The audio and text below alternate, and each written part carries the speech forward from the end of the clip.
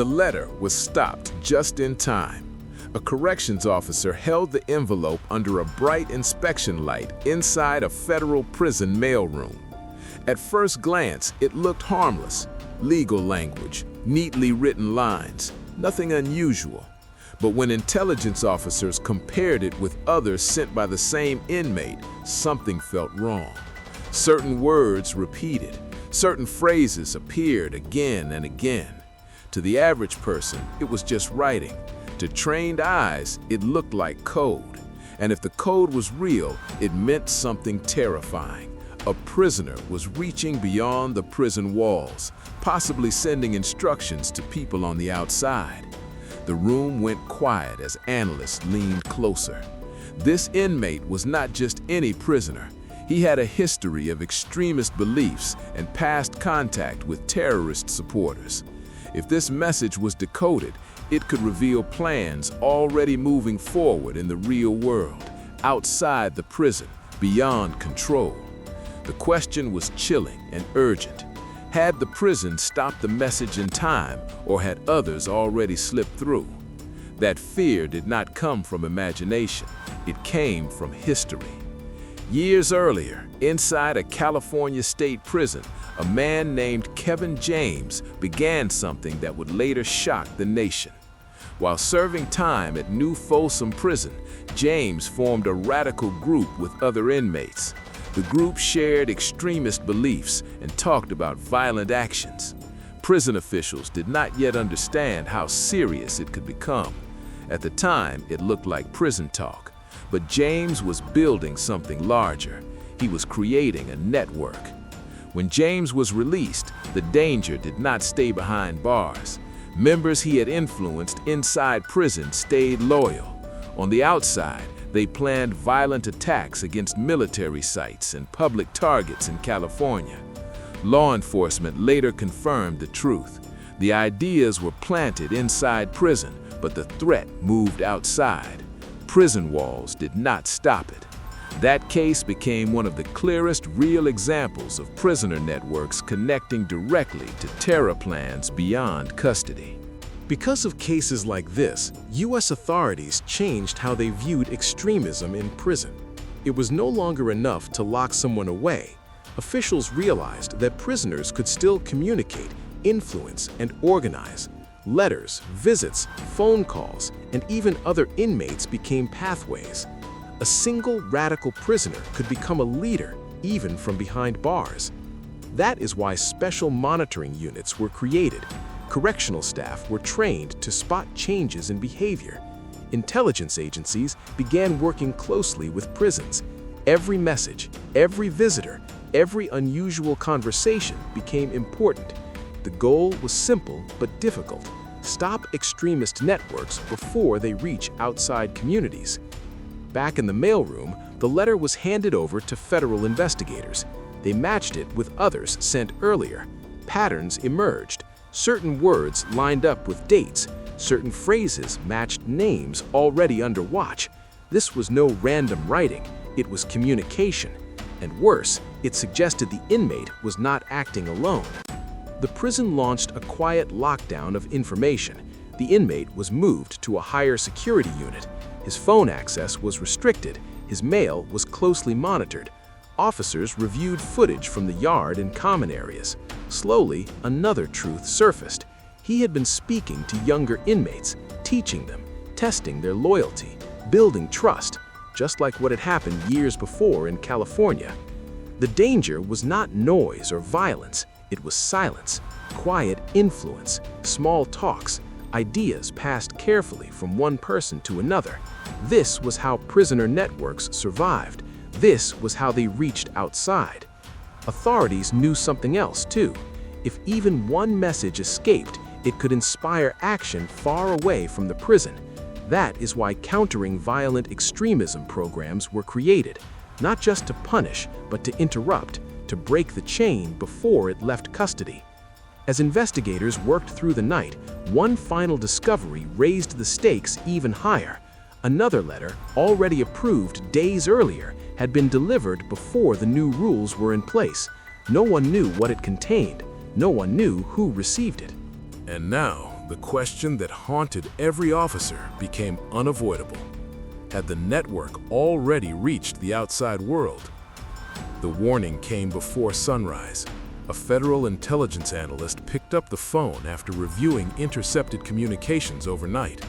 The message was short but serious. The letter that slipped through prison checks had reached someone already known to authorities. That person was not behind bars. They were free, moving, and connected to others who shared extremist beliefs. At that moment, the danger became real in a way that could not be ignored. What started inside a prison had crossed into the outside world. Inside the facility, the inmate at the center of the case was placed under constant watch. His cell was searched again. Officers checked books, notes, legal papers, and even the margins of letters. Nothing was taken lightly. Investigators already knew from past cases that extremist prisoners often hide messages in plain sight. Simple words, religious phrases, even everyday language could carry meaning when arranged the right way. This was not guesswork. It had happened before in real cases across the United States. One of the most serious lessons came from federal terrorism prosecutions after 9/11. Several convicted extremists continued to communicate with supporters outside prison using letters, visitors, and approved contacts. Some messages were meant to inspire, others were meant to guide. These were not large commands or direct orders. They were ideas, encouragement, praise for violence already committed. In the wrong hands, that was enough. The inmate under watch followed the same pattern. He spoke calmly. He showed no anger. He followed prison rules. That behavior alone made officers uneasy.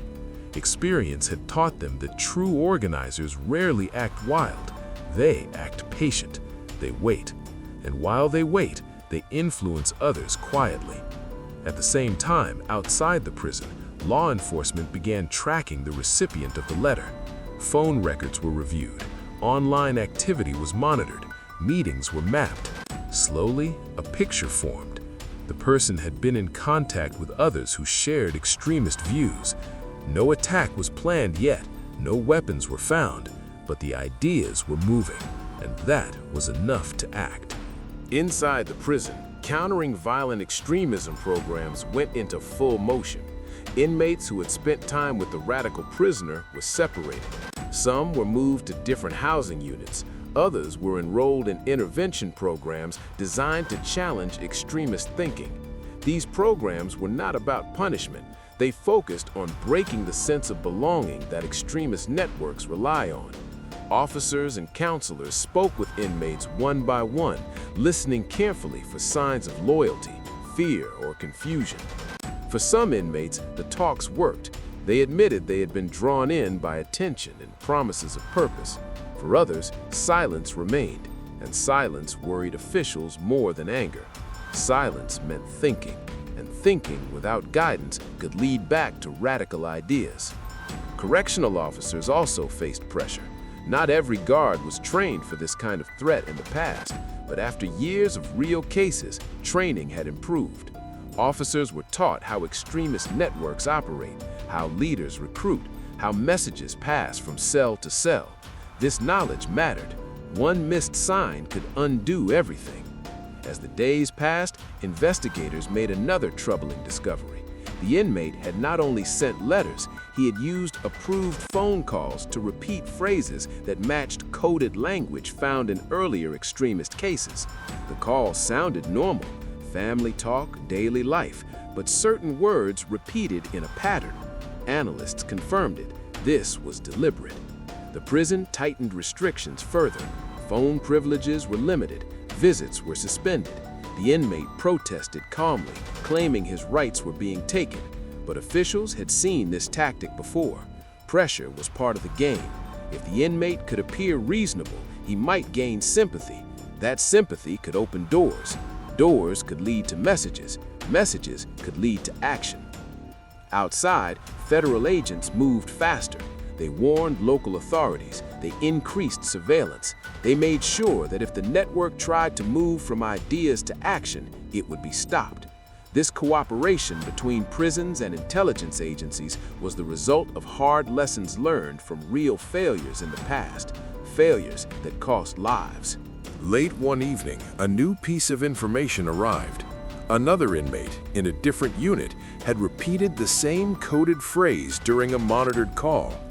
That meant the influence had already spread inside the prison. The network was bigger than first believed. And now, officials faced a dangerous truth.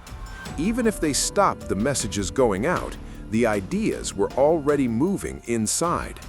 The question was no longer just about outside terror ties. It was about how many inside the prison were already listening. The move happened fast and without warning. Before dawn, federal agents arrived at the prison. The inmate at the center of the extremist network was taken from his cell and transferred to a communication management unit. These units are used only in the most serious cases. Every call, every letter, every visit would now be limited and closely watched. The goal was clear: cut the network, stop the flow of ideas, end the outside connections. At the same time, law enforcement acted beyond the prison walls. The person who received the earlier letter was questioned. Devices were seized. Communications were reviewed. What investigators found confirmed their fears. The message from inside prison had not ordered an attack, but it had encouraged loyalty, patience, and readiness. It praised past violence and hinted that the time would come. In terrorism cases, that kind of message is dangerous enough. Because of quick action, no attack happened, no weapons were used, no lives were lost, but officials knew how close it had come. The case showed, once again, that extremist networks do not need weapons to be powerful. They need belief, and belief can travel through words. Inside the prison, the impact was immediate. Inmates who had repeated coded language were separated and placed under review. Some admitted they had been influenced but did not fully understand what they were repeating. Others refused to speak. That silence confirmed what experts already knew. Extremist ideas can spread quietly, even among people who do not see themselves as part of a terror group. This is why countering violent extremism programs exist. Counselors, psychologists, and trained staff worked with affected inmates.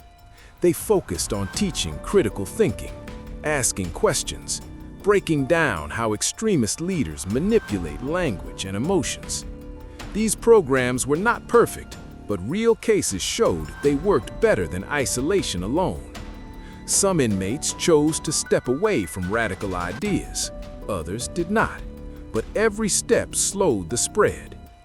Correctional officers also learned from the case. Training sessions were updated. New warning signs were added to monitoring lists. Officers were reminded that extremism does not always look violent. Sometimes it looks calm. Sometimes it looks polite. Sometimes it hides behind faith or frustration. Outside agencies learned as well. The case reinforced the importance of cooperation between prisons, intelligence units, and local law enforcement. No single group could stop the threat alone. The prison caught the message, intelligence decoded it, law enforcement stopped it from becoming action. That chain of response made the difference. Months later, the prison returned to routine: counts, meals, yard time. On the surface, everything looked normal, but behind the scenes, monitoring never stopped. Analysts continued reviewing communications. Officers stayed alert. Programs continued quietly. Because the truth had been proven again. Prison walls do not automatically stop extremist networks. Ideas can move through letters, through calls, through people who believe they are part of something bigger. That is why vigilance matters, not just after an incident, but every day. The inmate who started the network remained locked down, isolated from influence. His voice was limited, his reach was cut. The outside contact faded under pressure and surveillance. The network collapsed before it could grow stronger. But officials knew this was not the last case. Across the country, other prisons held other inmates with similar beliefs. Most would never act. Some might try. The danger was not constant chaos, it was quiet patience. As one officer later said, the most dangerous moment is when nothing seems wrong, because that is when ideas travel unnoticed. And that is why the fight against prisoner networks and external terror ties never truly ends. It continues silently, behind walls, in mailrooms, in listening rooms, and in careful conversations that may stop violence before it ever begins.